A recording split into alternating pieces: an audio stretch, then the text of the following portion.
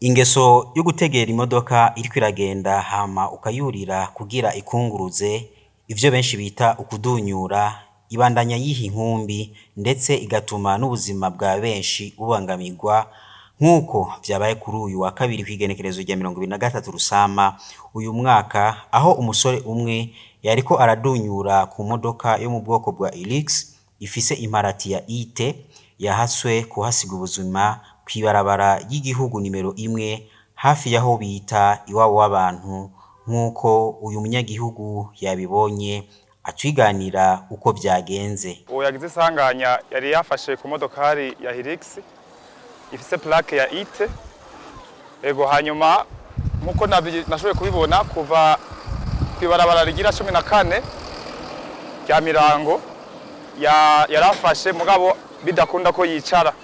amaguru yarari hasi agenda ari kuba mw'ibarabara ariko amaboko afashe hejuru kuri iyo Hilux, hanyuma aragerageza kwigwanira kugira ngo ntashobore kugira isanganya rikomeye ngababare cyane, ariko kubera ko imodokari yariko irihuta yagiye kuronka uburyo bwo gushobora kuva kuri iyo imodokari imaze gushika higabanya aha muri rompo iwabo n'abantu, haraheza acagwa hasi yicaye, imodokari nayo ibandanya igenda. Uwo munyagihugu yabonye iryo sanganya yagize ico ahanura abantu bose bafise akageso ko kurira amamodoka muri ubwo buryo. Nuko kubisanzwe bo biheba,